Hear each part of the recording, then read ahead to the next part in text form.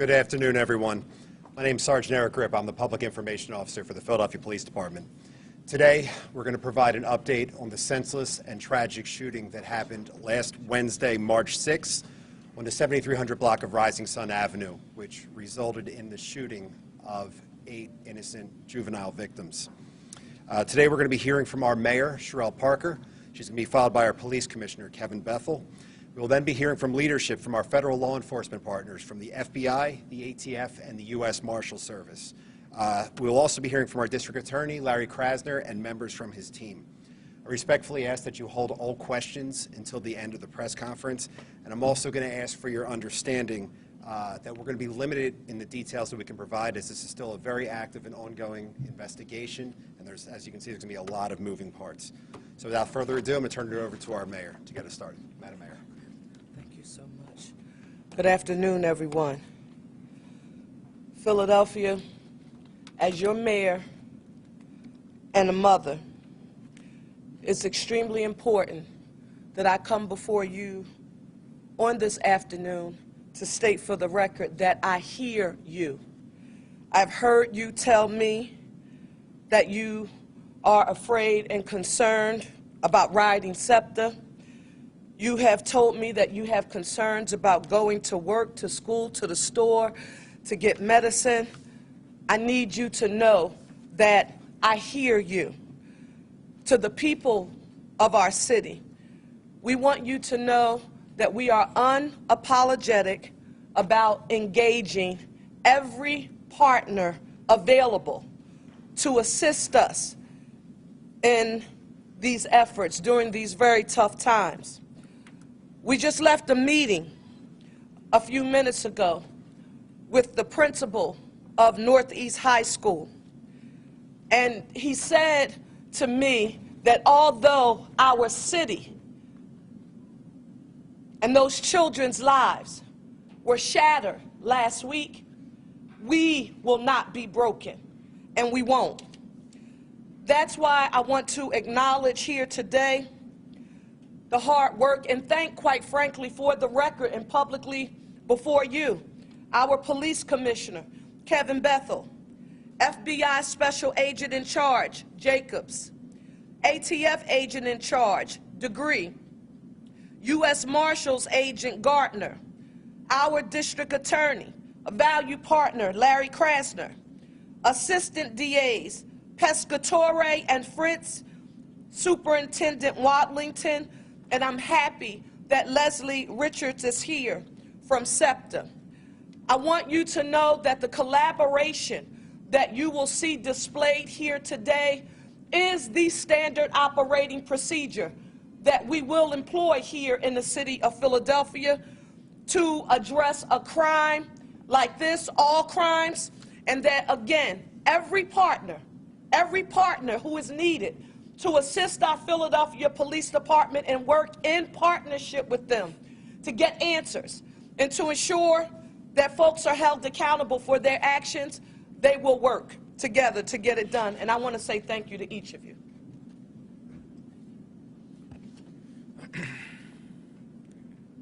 So thank you, Mayor Parker, and good afternoon, everyone. Last Wednesday, we were shaken by the senseless shootings at the bus stop at Rising Sun and Cotman. And if you recall at that scene, we promised that we were going to use every resource at our disposal to bring those responsible to justice as we stood out there in that rain. This is a heinous crime and requires a full court press. And I can't begin to thank you. You know, part of what the mayor has set forth for us is to build these partnerships with our federal partners and our internal partners. And to my right and to my left, you'll see my federal partners come up, the ATF, the FBI, the Marshals, our SEPTA police counterparts, and of course the District Attorney's Office. They have been working tirelessly throughout this period. I am proud. I am extremely proud of the men and women, particularly my investigators, my shooting investigative group, and all those who have been involved, those officers out there. This job doesn't come in without their hard, diligent work. You know, the amazing work everyone has done and continue to do is absolutely commendable. They have not stopped since that incident happened last Wednesday and will continue to stop as we move forward. I also want to express my sincere gratitude to the media and the public.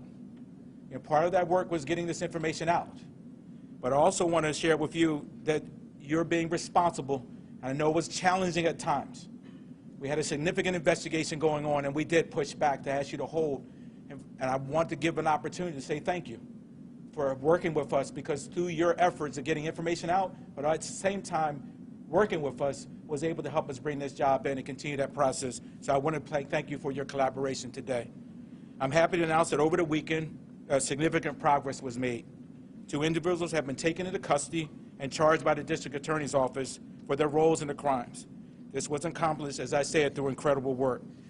Deputy Commissioner Venor and our partners will provide some of the details, some additional details. But I would also remind you, we remain limited in the levels of detail that we can divulge.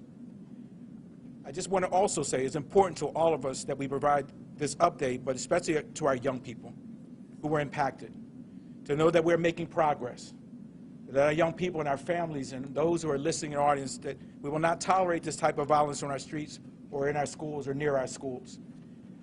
Gun violence doesn't have to leave the physical scars, doesn't just leave physical scars. It tears at the fabric of our community. It impacts our schools, it impacts our families, and leaves a ripple effect of fear and trauma.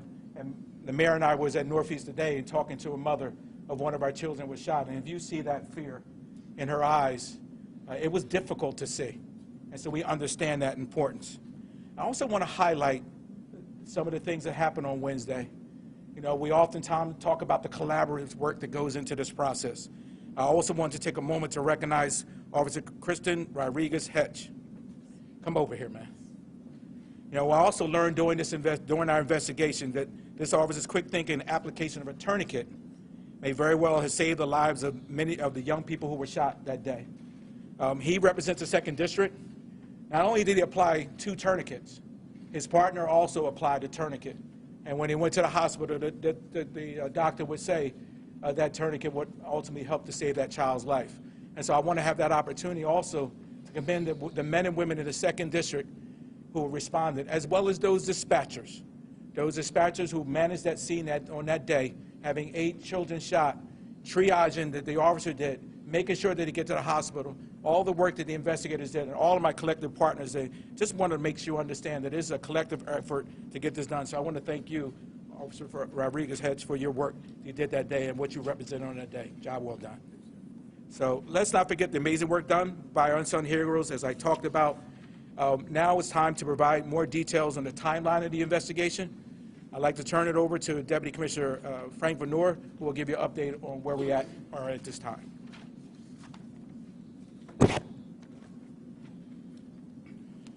Thank you. So based on the shooting that occurred on Wednesday, 3 o'clock at 7300 Rising Sun, all our partners that you see here and some that you don't helped us develop evidence from that scene, and evidence that led us to, and I told you this already last week, to 2 stolen vehicles that we recovered, one of which, the blue Hyundai Sonata, that we know was used by the perpetrators in this incident. Based on the recovery of that and other items that we were able to recover, we developed suspects. One of the suspects we developed on Friday. We were able to serve a search warrant at several locations, recovering more evidence. But that individual, by the name of Jamal Tucker, an 18-year-old male, later that day turned himself in here to the shooting investigation group. After conferring with the district attorney, that individual was charged in this case, and I'll leave the charges and what occurred after that to the district attorney's office. They didn't stop there. It led us to a lot of other information that we were able to find and develop, and an additional suspect was developed early Saturday morning with the help of the U.S. Marshals. We served another arrest warrant and search warrant on a location, and we came in contact with a Nellie Buggs, another 18-year-old male who was taken into custody by the Marshals. That individual was at a location which we had a search warrant for. At that location, we recovered a .40 caliber Glock 22 pistol with an extended magazine. It was fully loaded. All right. It also had laser sights on it, and it had what we call a Glock switch, which made that firearm fully automatic. It was a machine gun. Based on the recovery of that, sometime on Sunday. Our firearms identification unit was brought in. They took a look at that gun, and they were preliminarily able to tell us that that gun matched multiple casings at the scene of 7300 Rising Sun. So based on that, this individual was also charged by the district attorney, and I'll have the district attorney explain those charges to you. Something that I just want to let you know is you all seen the video we released. So there are 4 individuals in that car. We believe 2 of them are in custody right now. We're not done. All right, we have other people that we need to contact. We know who they are, and we're going to continually move with our investigation towards not only those individuals, but this group. Anyone who may have aided and assisted them, we're coming for them too. So if you know who you are, if you're involved in this or know something about this, I'm still urging you to give us a call. And with that, I'm going to turn things over to FBI SAC Wayne Jacobs for his comments. Thanks.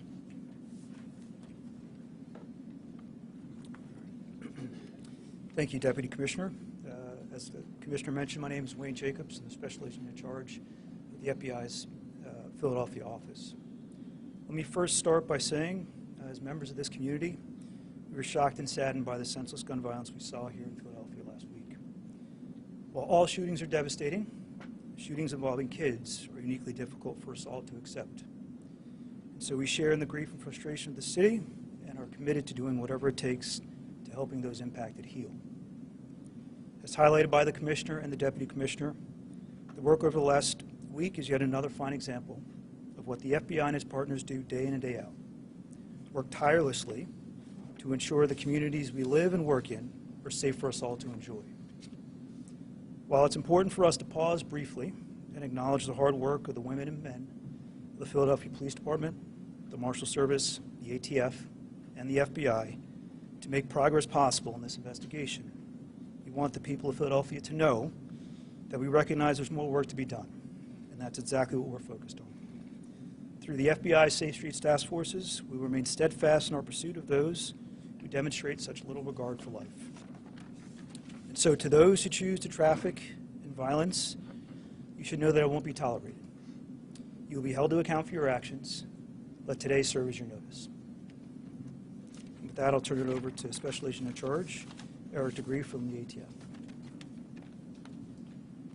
Good afternoon.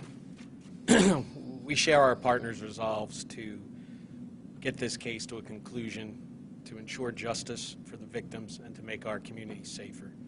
The ATF Field Division has a long history of partnership with the Philadelphia Police Department. We have several Philadelphia police detectives embedded with our criminal enforcement groups here in the city of Philadelphia. We've combined forces in many initiatives to combat violent crime in the city. ATF is helping support this investigation by providing investigators and utilizing our crime gun intelligence tools to help get this heinous crime solved. One of those tools is our NIBIN system, which is our National Integrated Ballistic Information Network, which is a nationwide collection of digital images of fired cartridge casings taken from crime scenes that help us link shootings together.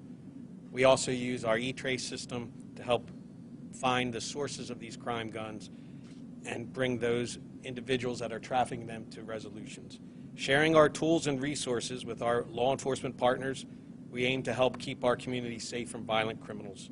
We're committed to helping PPD and all the partners you see here combat violent crime throughout the city. Now I'll introduce U.S. Marshal Bond.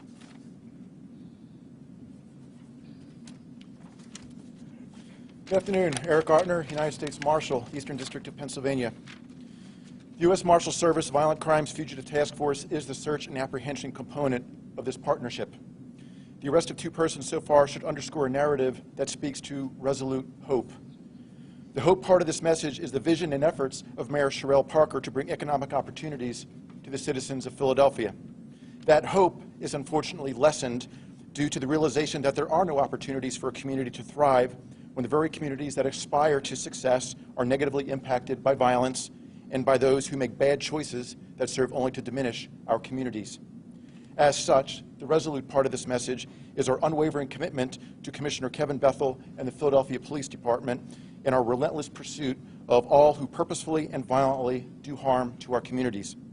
We've consistently demonstrated without fail that there are no safe spaces for those who attack our communities, and as we've proven repeatedly, our reach is global. We will capture the remaining persons involved in the shooting, whether on our terms or as safely facilitated by the shooter's family members and acquaintances. I'd like to introduce Mr. Lawrence Krasner.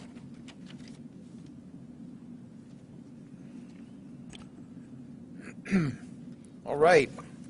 With me today are ADA Joanne Pescatore, who is the chief of our homicide non-fatal shooting unit, and also Bill Fritzy, who is the head of the gun violence task force.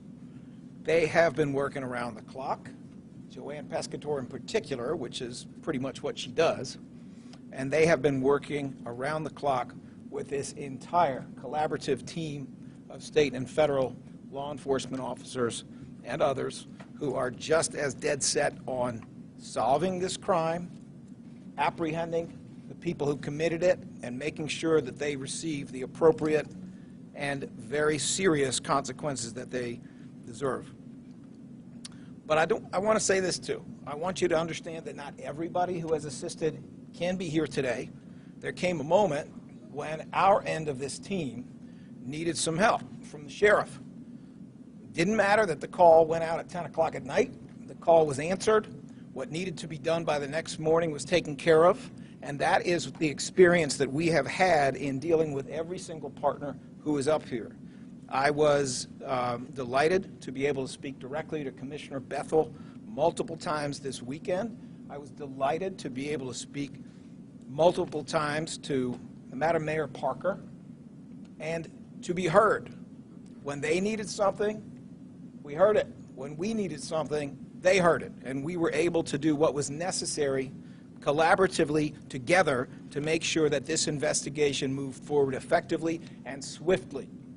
It is unacceptable to take any more time than we need because people's lives are at stake and so is their safety. Let me just say this as well, if I may. We're not going to stop.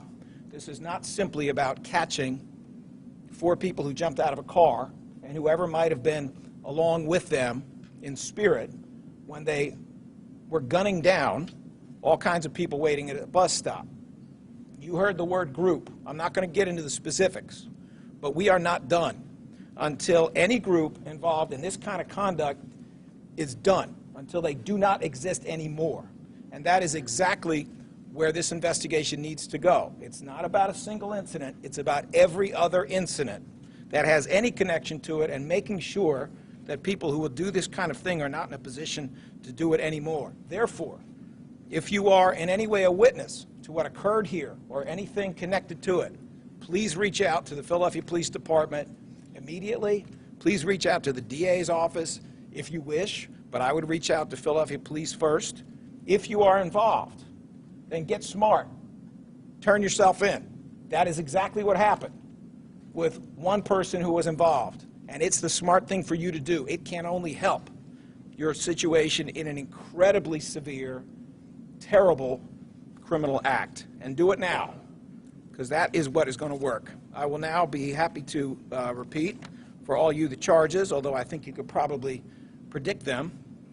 There are at this time 2 defendants. Their names, as you I'm sure know, are Anil Buggs and also excuse me, Jamal Tucker. I'm sorry, Jamal Tucker. Their charges are essentially the same. Each of them has 8 different cases, and they have 8 different cases because there are 8 different victims. In the case of one of those victims, the charges are criminal attempt to murder, aggravated assault, conspiracy, 2 different firearms charges, possession of an instrument of crime, simple assault, reckless endangerment of another person. All of the other cases include most of those charges. However, they do not every single case does not include a new firearms charge. Every single case does not include an attempt murder charge. That's what we are looking at. These defendants are potentially facing an enormous amount of time in custody. When you have 8 different cases where you have engaged in atrocious violence, that is to be expected. But I will commit to you that Not only am I grateful for this collaboration, not only am I grateful that when we were able to articulate things that we thought were necessary to advance the investigation, or when the commissioner was asking, or the mayor was asking for things that would advance the investigation and what is also needed, communication with the public, I am delighted to report, I think we all heard each other well. We were able to talk together and come to collaborative decisions that have been very effective for the residents of Philadelphia. For that, I will be very grateful.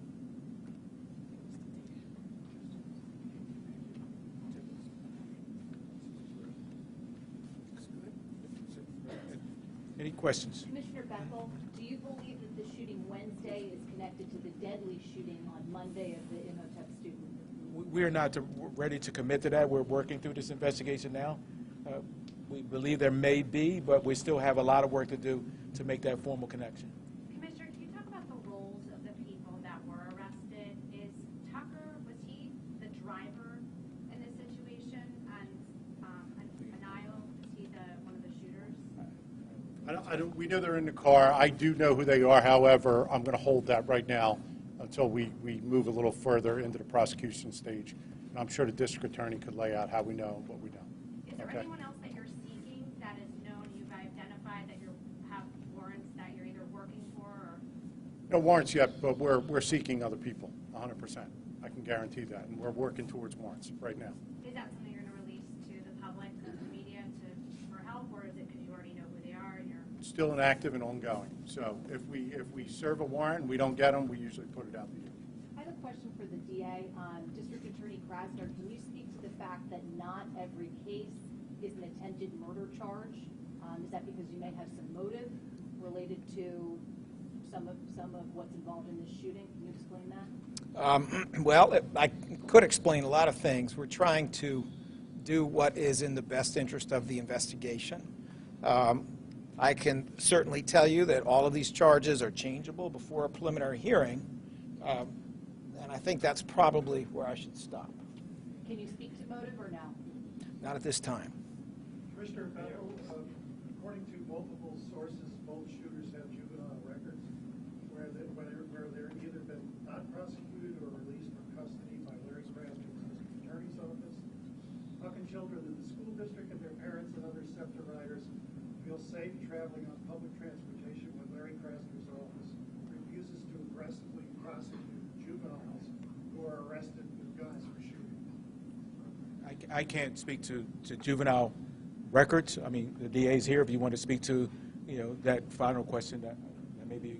Got another question for you. Commissioner, in light of your department's hundreds of arrests of juvenile shooters and carjackers, how can both you and Mayor Parker hope to stem the tide of violence in this city when Larry Krasner hasn't prosecuted a single one of those juvenile shooters and carjackers as of So Let me just publicly affirm to you that we talked about a strategy that we communicated clearly to the public when it comes to addressing public safety, and that is that we will focus on prevention, intervention, and enforcement, and that we would be unapologetic about engaging the support of every law enforcement partner who we had available to us to help us address this issue. I think what you see here on today, we've done that, and I am super proud of it. We have a whole lot of medium-term, long-term strategies that we need to employ to ensure that our children don't even get to a place in space where this would be anything that they could even contemplate doing. But right now, what the people in our city want to know is that this is not business as usual. They want to see that these partners are working with a sense of urgency. And all of these partners includes our district attorney, includes our commissioner, and every office that you see here today. I'm proud, Philadelphia, that we've done it. And we're going to continue to do it in an effort to bring lawfulness, right, and some order back to our city. But I don't want us to engage in what I would refer to as the finger pointing about the who has done what or who has not done what. I think I'm very proud in I don't even know if this is 2 whole months or 60 some odd days maybe of being mayor of this city, and to see all of these agencies come together, it's important, especially to the mother who we just left, who's afraid to go to bed at night, who doesn't want to leave her children downstairs in the living room. When she goes upstairs, she wants them upstairs. That is what we're trying to quell right now. And our people can feel better knowing that we're all working together. I don't know if you have any- Sorry, Commissioner, and maybe this is surprising to you. One of the things we understand from our kids and that are involved in the violence is it becomes kind of group violence where there's almost like a cobweb connection between different groups. And I know you had mentioned on Wednesday you're thinking about possible retaliation, but how do you kind of investigate or go through the different groups and try and figure out if there's going to be any additional groups that kind of move forward from this? Because we do have 8 kids that are shot. You don't know what connections maybe any of them have with any groups or maybe their siblings or their friends or whoever may want revenge. And how do you manage that? Well, listen, we actually met with the FBI this morning talking through, how do we manage all of this intelligence, whether it be human intelligence, where we're getting the social media. You named it, it is challenging now, right? Many of our kids, our young people are on social media throwing beefs and doing things in that space and as a result, we're seeing a level of violence. We have some methods, we have tools that we won't talk about here in this setting, but we are working, again, we spent an hour and a half in a meeting this morning with our federal partners talking about how we can better dissect that information, how we can do a better job of understanding and getting, when we're seeing groups that are putting themselves forward who don't even have prior records, and so that makes it another challenge, right? We don't even have, some of these groups that are activating are not even in our system, have not even been arrested as juveniles and or as adults. So again, we're going to be relying on our public and the community and others, be resources to give us that information. But it is challenging at times to be able to gather that and put those entities together, but we can do it. We can do it in an effective way. We have technology and other things to support us in that work. Do you have any, I'm sorry to interrupt, do you No. have any maybe advice for their parents or teachers or community leaders or anybody who may be involved with these kids' lives, if they hear of anything, if they're hearing of possible retaliation or any sort of, what do they do? What do they, how do they? I think you have to, we're at this point, we have to share that information. Now, some of that information may be just a trusted source that you have. So it doesn't have to be the police department. It could be at your school. I know that Dr. Watlington here is here, and he has counselors, and we have we were just talking about a teacher at a school that everyone loves, right? Just tell somebody, a trusted adult, who could then pass that information on to us so we can activate on that, particularly when we have information where there's going to be a shooting. Don't hold that information. If you see that activity occurring, if you see information, share that information. Again, it doesn't often have to come to 911. It can go to a trusted adult, and then we would ask that trusted adult to be able to pass that information off to us. And Commissioner, as a follow-up to that, there's some blatant threats that are made on Instagram by a lot of these students, threats that are made on Instagram. Some of these students that are involved too, even just the ones that you announced today, you can see on their Instagram pages threats that they've made. What is the school district and police doing to police their Instagram pages? Well, I don't think it's not about policing, but during my tenure as my former role as chief of school safety, we created a threat assessment protocol where we'll go through a process. I know Chief Craig Johnson's here as well. Once a threat would come into the system, they had a threat assessment team at the school district. That threat assessment team would go out to the school, talk to those individuals, talk to the parties involved, determine whether that threat had raised to a level that would engage the police department. In most of those cases, 99% of those cases, these are just frivolous threats that a kid has made, but in those cases where it's much more egregious, then we would activate the police department in my former role. And that continues to be a process in the school district. We are working diligently. When we see those weapons are being displayed online, we have our juvenile probation unit and our juvenile enforcement team. They work effectively looking at our accounts of our kids, particularly those who are on probation. And they will activate and go out to those homes to address those issues. And so it's an ongoing process that we do. We don't ignore that activity, and we also believe that's part of our work. And oftentimes it's not counted in what you see, but behind the scenes, we're multiple times. We recovered over, 6,000 guns last year, 25 of them during a crime. And so a lot of that activity is being done in that space as well. Commissioner, I just had a question about... Okay.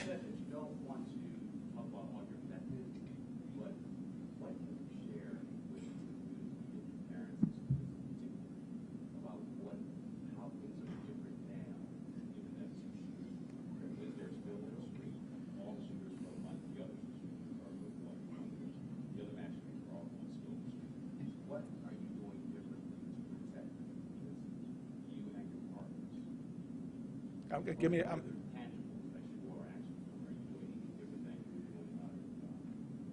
I mean, one of the things, I mean, just so from a physical process, we did activate and increase our enforcement along our corridors starting last week after the shooting. We've continued in that posture through this week as well to increase our work with SEPTA. I know SEPTA, and I know Leslie's here, and Captain is here as well from SEPTA, can probably share with you some of the increased efforts that they have done in that space. I mean, we're doing our full court press to do whatever we can to make sure our kids are moving through the corridors in a safe manner. I mean, that is the work we've always been doing. We recognize now we have to even enhance it anymore. Is it challenging? Absolutely. We have a lot of roadways and a lot of stops across the city of Philadelphia, but we're doing our best to be able to work diligently to address that.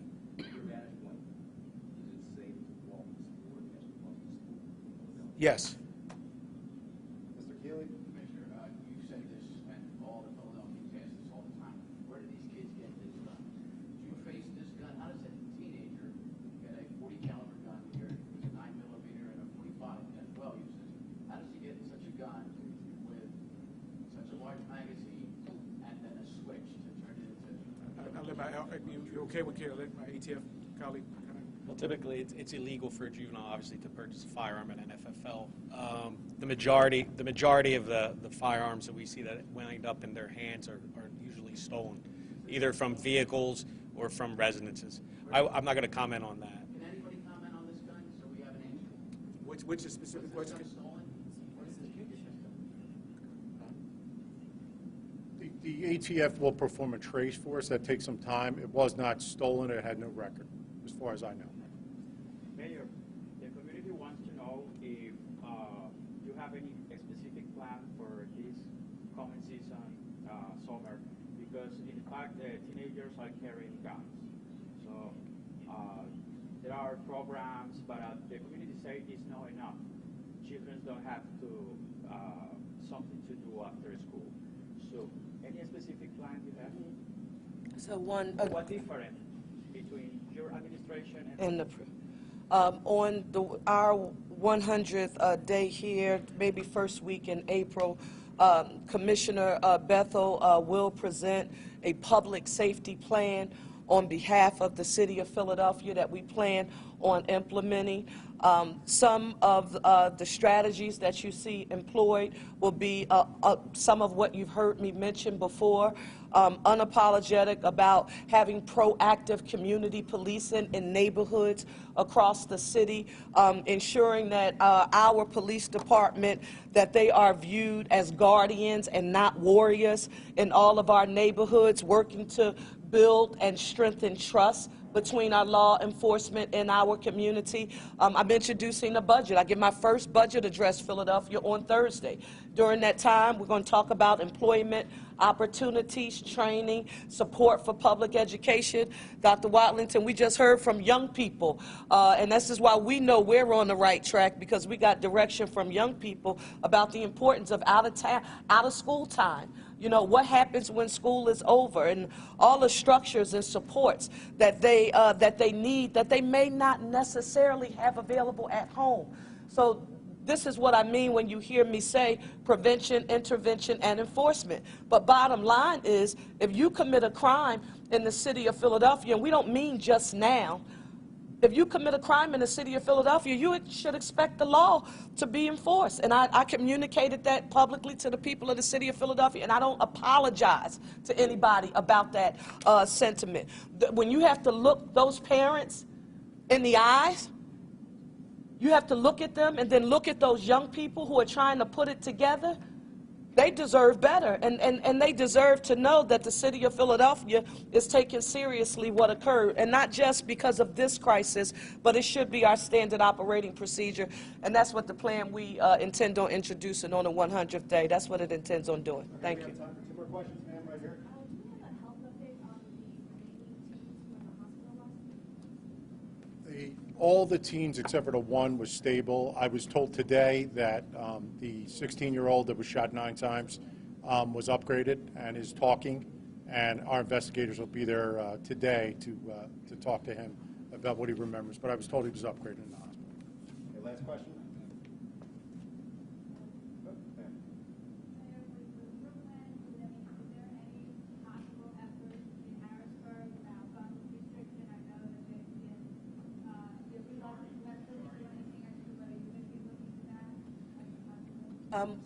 As always, we have to have a very strong intergovernmental and legislative approach, not just for our state partners, but our federal partners as well. In a more perfect world, we wish all of this could be governed at the federal level. It would be across the nation, and it would be much easier. So the goal is to try to reach some much-needed compromise, and with firearms of all kinds. But right now, for the people of our city, they know that that's a part of the long-term strategy, a legislative vehicle. But they want to know, Mayor, this happened in our city right now. What are you doing right now? So we're focusing on the now, but we're walking and chewing at the same time. You have to have a public safety approach and a legislative approach, and quite frankly, a budgetary approach to make sure we're investing in public education in a manner that says that equity matters. And we're going to make sure that all of the educational supports and training that our young people need, that they have access to those opportunities. A holistic approach for families, and that's what we're attempting to do. Legislation will be a part of it. Okay. Thank you all very much. We'll push out the information on the suspects as soon as it's available. Thank you. Yes, yeah, once the process, we'll push it forward. Thank you. Thank you. Thank you, everyone. Thank you.